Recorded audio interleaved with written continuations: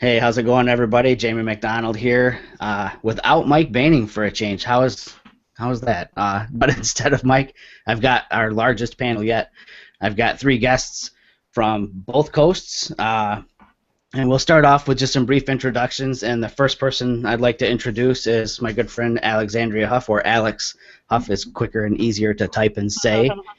So welcome, Alex. First time on our show. I've done shows with you in the past, which has always been cool.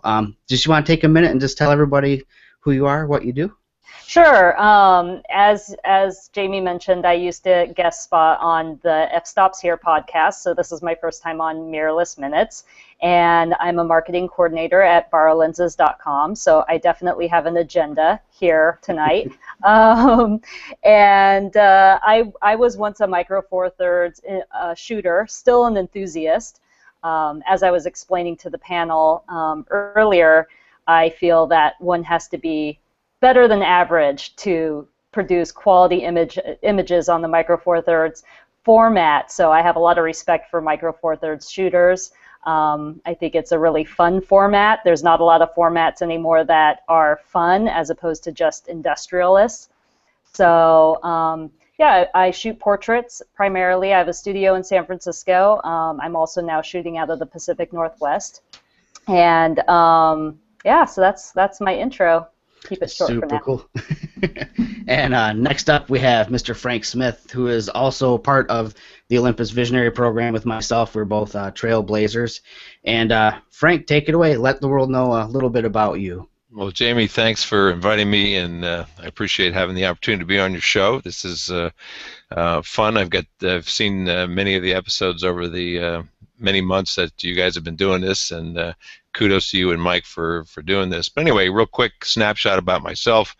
I've been shooting Olympus for probably, I don't know, 12, 14 years, somewhere in that neighborhood. Of course, prior to that, back in the film days. But when people ask me what is it that I shoot in particular, what kind of shooter am I categorize it as travel photography, but something else that's unique is I do what's classified, or what I classify as philanthropic photojournalism work. So I do a lot of work for nonprofits, and that takes me all around the world to some pretty amazing places, some very dark places in many respects, but that's a big part of what I do. And when I'm not focused on that, I'm shooting in the area, doing workshops, and just having lots of fun with it. So that's the short snapshot of who I am. Cool. It's amazing that so far everybody is keeping these little bios so small, but you guys all do so much stuff, so it's cool that you can condense like that. And last, of course, but not least, Victoria Diaz. Victoria is one of the sweetest people I know, and she's been a big part of Mirrorless Minutes behind the scenes. A lot of people probably don't realize how much she does with Mike and I, and we see her everywhere from Chicago to Pennsylvania and places in between. So welcome aboard, Vicky. Nice to have you on. Hi, Jamie. Thanks so much for having me. This is a huge honor because I've seen every single episode of the show. I'm a huge fan. I'm a huge Olympus fan. But by day, I'm a VP of Project Management at a company called Meet Me. And I've been using Olympus for, I don't know, 2 or 3 years now, maybe 4. I have the OMD EM10, the EM1, and the EM5 Mark II. Would like to get the new Pen F at some point. But I love photography. I love doing reviews. I have a blog of my own at www.victoriadiaz.net, and just enjoy photography in general. So I'm very, very happy to be here. Cool. Well, thanks for coming on, and thanks all of you for being on. The premise of tonight's show, I think I might have mentioned it briefly online in a few different venues, but I wanted to get you guys on here because everybody likes to talk about the stuff that they have, the things that they use that make their photography work for them. Just little either bits of information, whether it's a software tip or something like that, or if it's a piece of hardware or a technique that you use. I know when I was first starting to learn a lot about photography, I couldn't get enough information in me, whether it was a bag that somebody was using or a lens or a way that they processed an image. So it was exciting for me to be able to get a group of people here that could share information with people who are watching the show. So We're going to start off just like we did with the introductions. I'm going to start off with Alex first. And what's cool, too, also about our panel here is everybody shoots completely different kinds of stuff. So I'm sure everybody's going to have something different than everybody else does to share. So go ahead, Alex. What did you bring to talk about or show tonight? So this is the agenda portion of the podcast, or the vidcast, where I promote some of the rentals we have. We have some new Olympus stuff that is coming soon, coming in March, the Olympus Pen F, the aforementioned Pen F, as well as a 300 millimeter Olympus lens. And so you see my email here on the screen. I have a bunch of friends and family coupons, and they're good for 20% off. They each have a unique code, and you don't have to use it until the end of March, so it gives you time to wait for these things to actually arrive. So you can put in your reservation and save some money. So if anyone out there is either on the fence about Olympus, it doesn't even have to be these new items. You can go back and look at some of our old Micro Four Thirds stuff. Some really great manual focus, really, really fast aperture, Micro Four Thirds format lenses on there, like Voigtlander, stuff that's really great in the dark. Natural light scenery, great for video as well. Anyway, this saves you a little money, and you can try out some Olympus. I know that if I didn't have my job, I probably would have never discovered Micro Four Thirds as a system. I would have just stuck to the status quo of, well, what's the latest Nikon, what's the latest Canon? Maybe I would have explored the Nikon A7, or rather the Sony A7 series, because it's made such a splash. But Micro Four Thirds is like this unsung format that, you know, the mounting system strives to be a universal mounting system. I still don't understand, actually, and here's a question for the panel. Maybe we can address this later. Why doesn't Canon and Nikon get into the Micro Four Thirds game, at least just for lenses? I would think that they could just make some smaller format lenses, and yeah, that's a mystery to me. But anyway, that is my pitch. That is what I'm offering. Try it out at Borrow Lenses. Cool. I like your agenda. Your agenda is cool for the show and cool for the viewers as well. So yeah, email me. Just be like, hey, I saw the show. I want my coupon code. You don't even have to be nice. You don't even have to say hi. You could just be like, coupon code, give now. Super cool. You know, that's a good question too about why the big two don't jump onto that format. You know, in all honesty, a lot of it would just be as simple as changing the mount on their lens. Sure, because Zeiss, they're the cinema lenses that we got in for Zeiss. We initially got them for just F mount and EF mount and PL mount as well, the sort of video standard. Mm-hmm. But it was just a simple conversion. We had some mounts ordered, and we replaced them ourselves, and now we have Micro Four Thirds cinema lenses that are super high quality. They're incredible. Yeah. I shoot portraits with them just for fun, even though that's completely unnecessary. Yeah, I'm surprised too. It just seems like it'd be like an easy money maker for these other brands. Oh, I totally agree. It opens up a whole new market for them. Yeah. So what about you, Frank? What you got for us tonight? Well, I want to discuss, there's actually a couple things, but my first focus topic is going to be on a new lens that Alex mentioned briefly, and that 300 millimeter. I know you've done some shooting with that, Jamie, and I got to tell you, at least from my vantage point, I think it is, if it's not it's certainly one of the sharpest lenses that Olympus has produced. It is just an amazing lens. But before I go into that, if I can just comment back to Alex, you know, one of the things that people say is, well, if you're a Micro Four Thirds shooter, and as you mentioned, Jamie, I shoot for Olympus as a Trailblazer, and I can say that my largest print to date is 11 foot by 20 foot, so I'm prepared to have the debate with anybody at any time about you know, how big you can go with a chip like this or a sensor like this. So, but we'll save that topic for another discussion. Let me mention that this 300 millimeter, I've shot that with the OMD EM1 and the EM5 Mark II, and have had amazing success with it. So with your permission, Jamie, I'm going to share a couple screenshots here, if that's okay. Oh, yeah. Take it away. Of some of the things that I've shot over the past few weeks, and this just happens to be my intro here to some of the imagery. But the one thing that's important to note with these images that I'm going to share with you is every single one is handheld. and in some cases down to a 20th of a second, which just a year or two ago this would have been virtually impossible.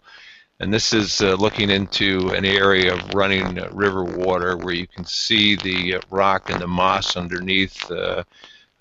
This was shot in between snowstorms here, and again, every one of these is the 300 millimeter. And I shot this wide open f4.0 at 3200 ISO, and I shoot 3200 ISO all the time. I don't have any hesitation anymore with the new sensors that they have. And here's a couple of shots, just some wildlife. Of course, they move and need to be sensitive to that.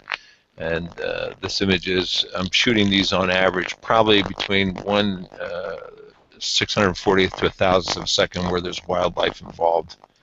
And here he is just facing another direction. The day I was shooting this, I also had the opportunity to see a black swan, which I don't know that I've ever seen one before. So pretty cool. But again, what's fun with this is it's a 600 millimeter equivalent because of the micro four thirds sensor on this and the chip. So it's double, and I'm getting, again, 600 millimeters. And for me, what I like about these is look at the beautiful bokeh in the background, but yet that eye is as tack sharp as you can imagine, and it's, again, handheld. And this is like some kind of emu or something, but if you look closely, you'll even see me in the picture, and if you look close at that eye, you can count the hair follicles on this bird. It's just absolutely amazing. Again, the beautiful bokeh in the background. And this, I titled this one "Somebody's Bored," but again, same thing. All of the hair is just as clear as can be. All the details that show up in through this. This next image, I shot this during one of the snowstorms we had a few weeks ago, and again, the light was right. It was just hitting it nicely. And you see all the snowflakes falling around this thing, and this is just before the snow got so intense that it was curtailing any more wildlife shooting. And Jamie, I know you've been doing some eagle shots of late.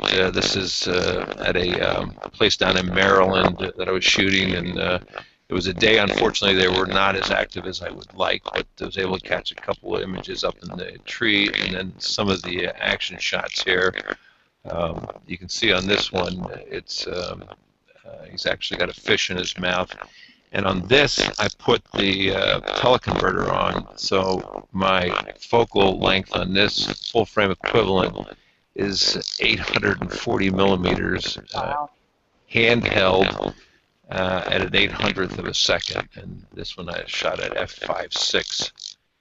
And Jamie, you and I were talking about this before. The tracking on with this lens is just absolutely brilliant. It's been really a joy to work with. And my last shot that I'll share with you is one of my favorites. The eagle flying right below the horizon line where the water and the trees meet, and it just makes that stand out so very nice. So anyway, that's the one tidbit I want to share. I also wanted to chat with you about some of the focus stacking and bracketing, but I will let somebody else jump in next on that. So did I get that screen back? I think you just have to click off the screen. There we go. Okay, you're back. Okay. Yep, very good. Cool. Okay. Yeah, I know. Shooting with that 300 millimeter, and I think most of my shots were taken with the teleconverter on as well.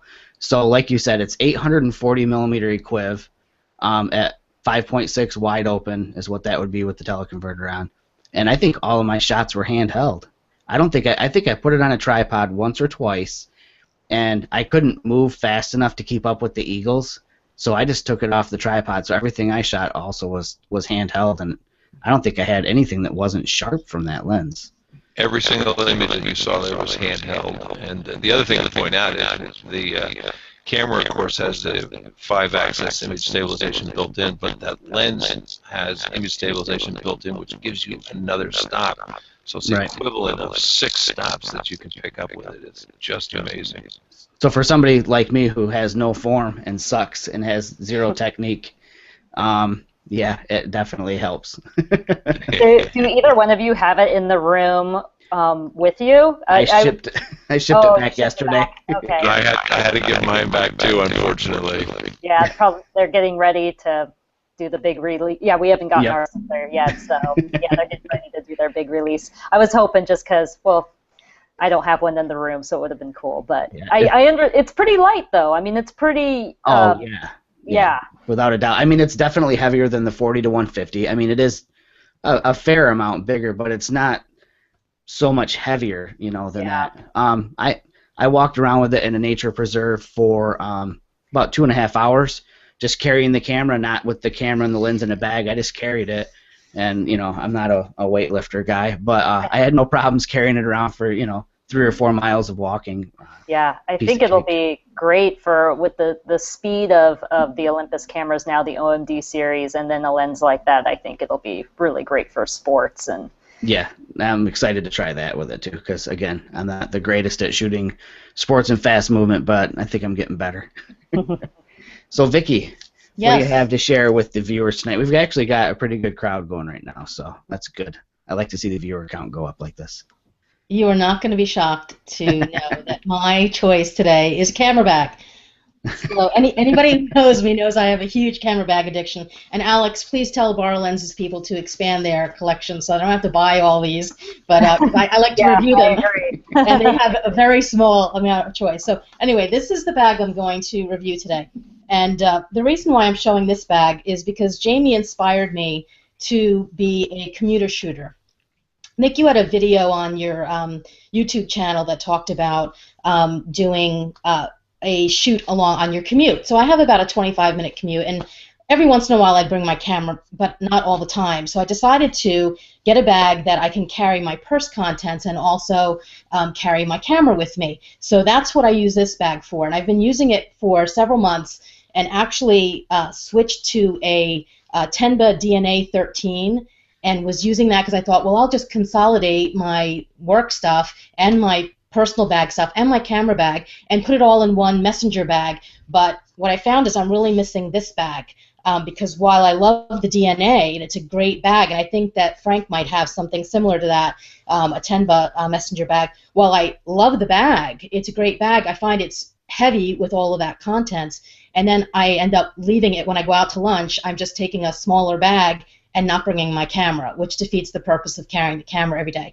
So this is the bag I like, and it's really inexpensive. On Amazon, I think it's like $45. Oh, cool. And it's very light in itself because a lot of camera bags have so much padding and such heavy material that it ends up really weighing you down, and this is actually very light. When you take out the inner compartment that holds the camera, it folds flat, so you can even stick it in a suitcase and bring it with you on a trip so you can have an extra bag when you're traveling. So just show you a couple of the features. The front of the bag has this big pocket that I have a water bottle in, and it's so big that you can actually fit your keys and something else in there, but I put a water bottle in there just for demonstration purposes. The strap is really long, and you can expand it to be even longer. It has all of this extra width. I don't know if you can see that, but it has all this extra length that you can just easily flip this little lever here, and it releases, and it's got a nice padded shoulder strap too. My only complaint about the shoulder strap, but it doesn't have any grippy pads,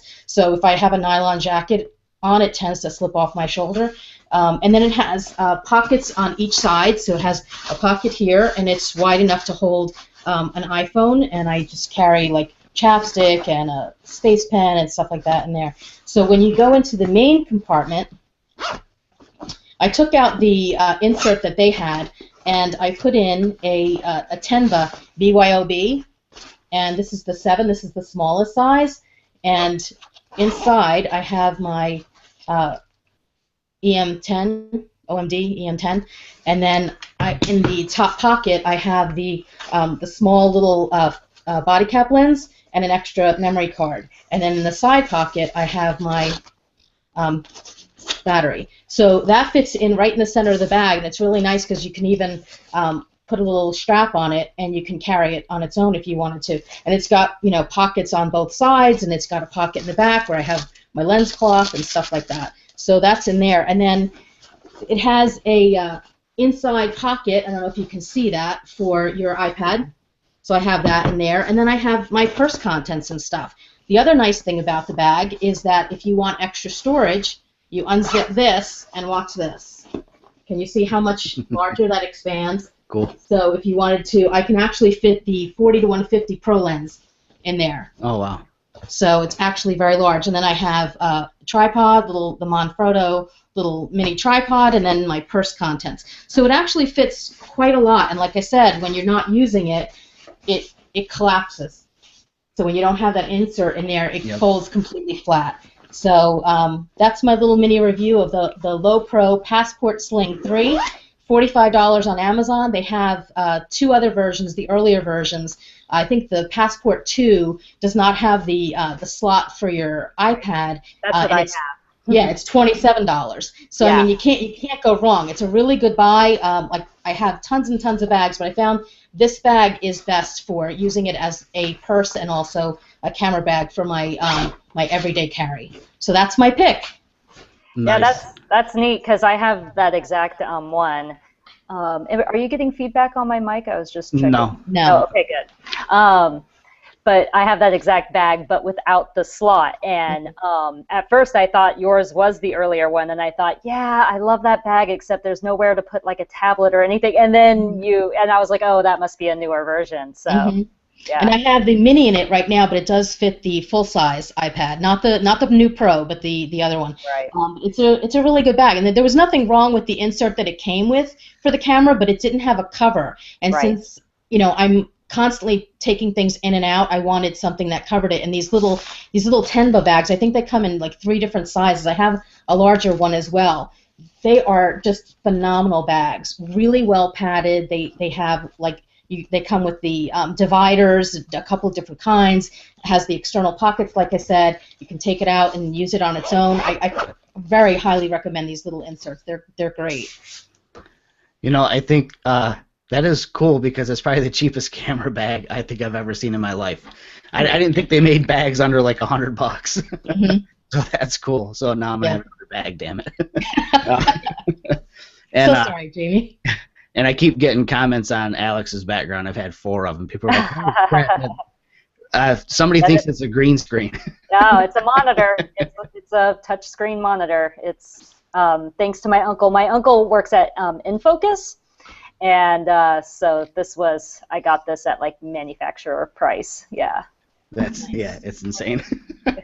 So I actually brought something to share as well too. So this is something that was inspired by Vicky, and this was last year at Out of Chicago. Her and another person who is really big into the mirrorless community, Reba Basket, we're talking about little, what are those called? Field notes, right? Field notes, yes.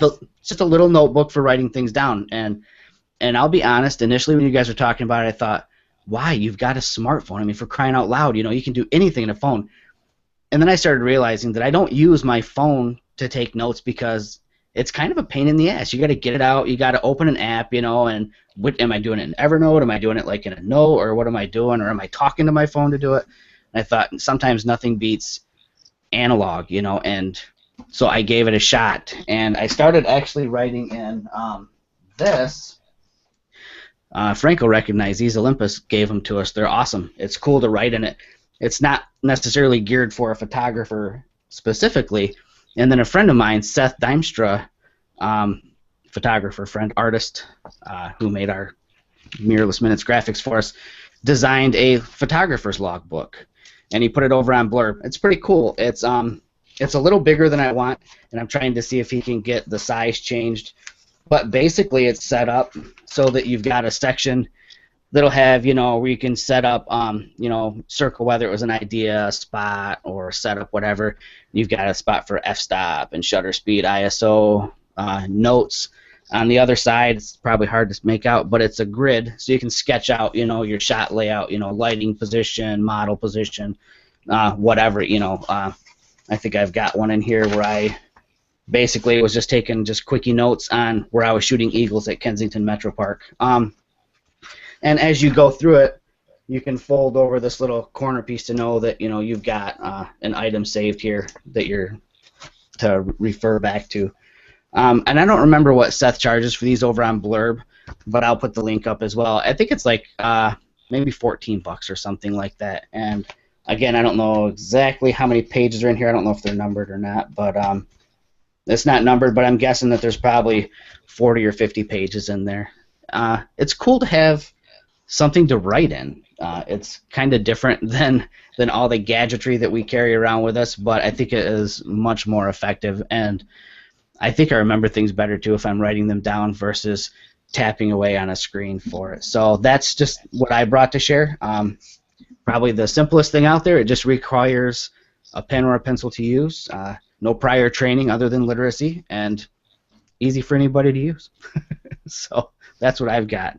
I know, Frank, you said you might want to talk a little bit about focus stacking and bracketing, because I know that I get questions almost daily about what the difference is. Why can I do one and not the other? Why can I not do bracketing with this lens or stacking with this lens or what have you? So maybe you can kind of talk a little bit about that. It'd be my pleasure. Before I do that, let me share with you. There's that same book you're using, and it's my to-do list, which is ridiculously long and never ever get done, or sure total, but it grows every day. So yeah, I'm still pen and paper in that regard. But anyway, let's talk about it. One second. We're getting like crazy bad feedback from you. Maybe step back a little bit. Step back. I think that ain't better. I don't know if it's the connection, or if it sounds like. Let me check something here. Bear with me 1 second. For those who watch Battlestar, I see what happened. It sounds like a Cylon. We disconnected somehow. Hold on. It's one of the joys of modern technology. Sadly, I don't have. Is that any better? No, it's about the same. Yeah. Well, let me disconnect this, and then what I'll do is we'll go back to the old-fashioned way. Bear with me. Okay. Yep. Somebody's. I'm seeing references to Mr. Roboto. And all right. Is that working? Oh yeah. There you go. Awesome. All right. So we get rid of the headset and the mic on that. So any event, sorry about that. Not a problem. So focus stacking and focus bracketing, and this is something I try to embrace technology where it is a benefit as it relates to photography and the fundamentals of photography. And what I mean by that is you still need to have good composition. You need to do all of the right fundamentals. But with technology and the new tools you have, it's incredible some of the things that you can now do, which for me has been amazing with some of the things I've been toying with. So over the last couple of months, I've been doing a lot of playing around with the different focus stacking and focus bracketing. And just quick clarification as it relates to at least the Olympus system, focus stacking, the difference between stacking and bracketing comes down to a couple of basics. With stacking, it's done in camera. It shoots a series of, I think it's 8 images, stacks it together in camera, and produces a JPEG. And it is really amazing to see the results that this thing can do in camera. But I'm a big post-processing guy, so I probably spend less time with it. I do some of that, but more so with respect to the post-processing, I'm doing bracketing. And with bracketing, these cameras can bracket, I think it's up to 300 images, which is insane. And again, depending, of course, on your shutter speed and so forth, it's lightning fast. And in the electronic shutter, you don't even hear this thing going. So I'm able to produce images today that would have been almost impossible just a short year or two ago. So what I want to do is share with you, again, I'm going to grab the screen here if I may, and I'm going to start off by showing you just a quick shot of the setup I had for some flower work. And you can see there is I'm using the OMD EM1 with the 60mm macro and some lights and reflectors just to get me where I need to go. So this first shot here is a single shot without bracketing at all, and you can see just the very tips of the inside of this flower are in focus. Everything blurs out.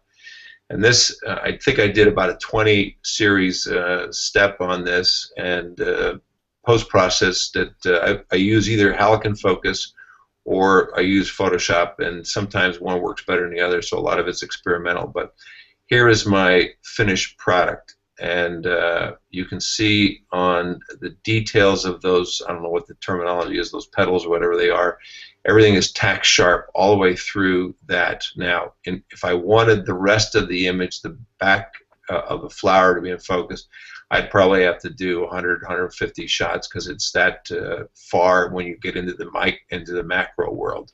But for me, I wanted a blurred, a soft background, not a blurred background, and I was able to achieve it. So again, before, after, you decide if it makes some sense or not. Here's another one where I shot this. This is just a few days ago that in my studio here, and used to put a little water on it to give a little texture, but you can see, it's probably hard to see on the screen, but the very front of the petals are in focus, everything else blurs out.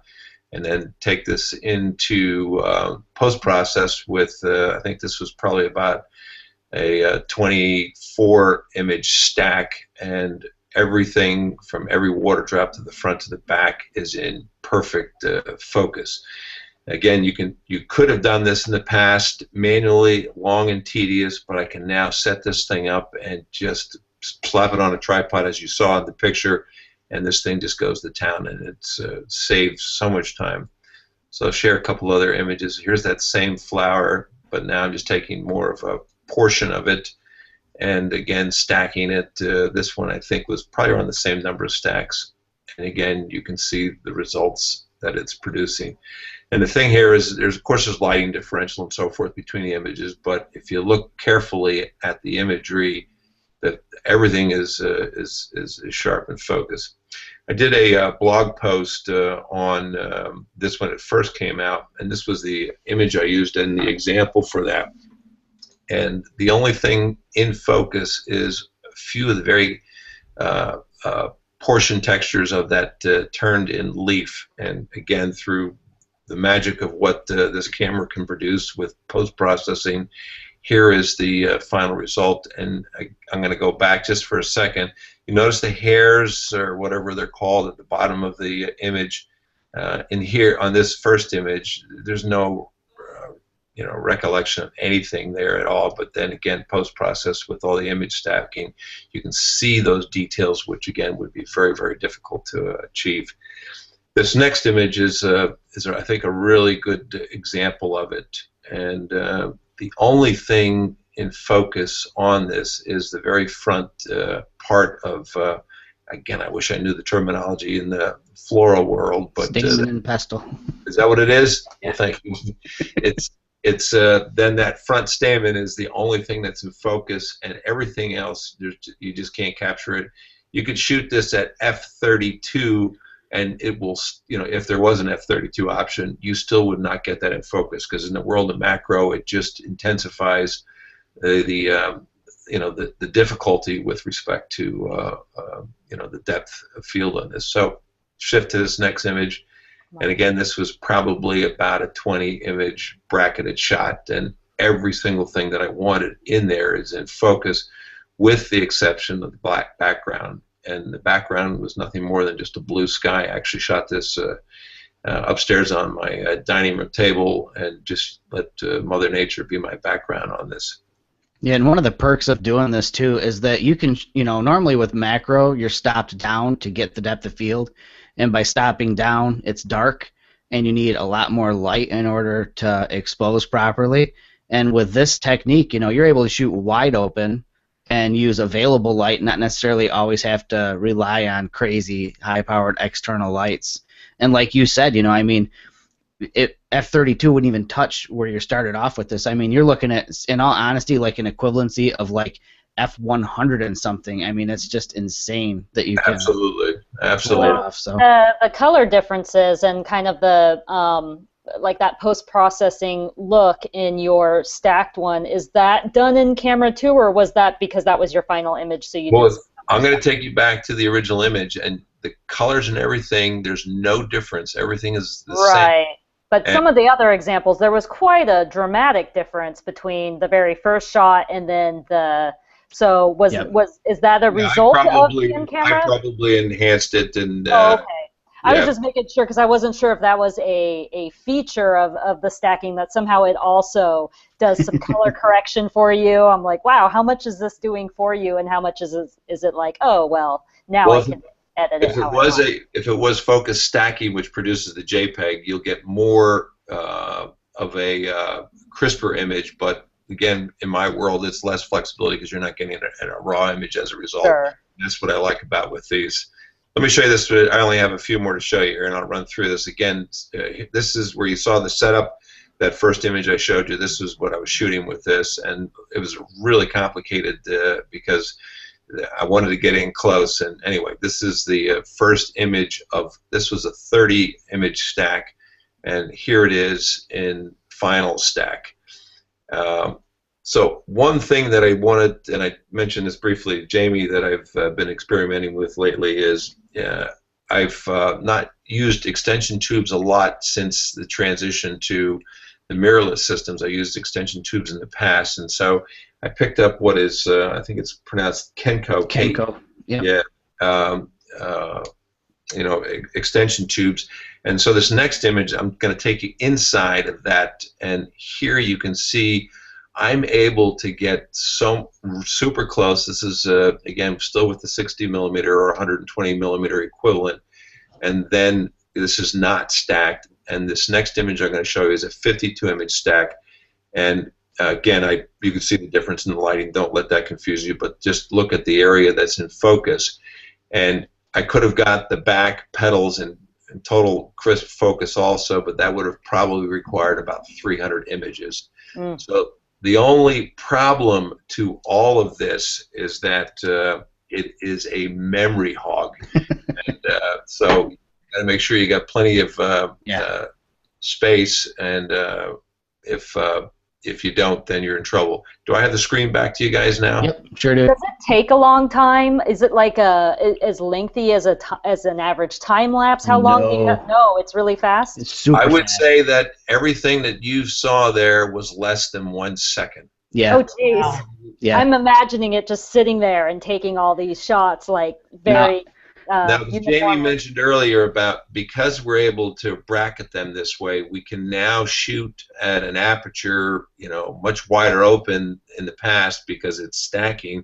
So as a result, we can go fast, and with the OND equipment, we're able to shoot these with an electronic shutter now, which just flies through this, and it's just absolutely amazing technology. When we were in Pennsylvania, well, you live in Pennsylvania, you both do, but when I was there and we did the summit and we were having a roundtable, one of the things that I was going to ask the people with the technical information, I guess, but I forgot to again, was I don't think, in all honesty, Frank, I don't think the lens moves focus when we're doing this. The sensor, I think, shifts because it uses the. So is it? You know that for sure, though. It's actually just change. It's the same thing. You're in manual focus, and if you could envision changing your focus a notch every so slightly, it's all doing that in camera, and but it's not. There's nothing moving within the camera that's you know, you're not changing the lens or anything like that. It's no. all, What I was thinking though is to do this the old school way, or any other system way currently, is to take a shot and manually adjust your focal plane and take another shot. And I don't even think the focal plane is adjusting in lens. I think that it's using the sensor shift technology as part of the image stabilization, because we can move the sensor around. I think that it's actually panning the sensor to shift the focal plane, and that's why it can happen just like that, because our sensor image stabilization system can move in milliseconds to make compensations for shake and pitch and yaw and all that. I think you're right. So I'm half wanting to get like a technical answer from somebody in engineering if that's what it's doing, because Alex, it is mind-bendingly fast. I mean, I've got shots that are like Frank, 25 to 40 shots, and it's literally like done. I can't imagine. I mean, I do very little macro, but what I've done, it was completely manual. If you wanted the front and back of a very close object, you had to just shoot a series of images where from front to back a different slice of your object was in focus, and then in post you would blend them, and that was how you got a completely in focus bumblebee or something. Actually, speaking of bee, how do you, I guess that answers my question about moving objects, because it is so fast that you could probably that's the success to it, is that to do insect work and things like that, it would have been, again, almost impossible in the past, but now the fact that you can bang off 100 shots in probably less than a second, you have the ability to do that. And of course, now with the new technology and software, if there is a slight movement, it can correct for that to some extent. So it is absolutely brilliant. But the other thing is, this technology is not only good as it relates to macro photography.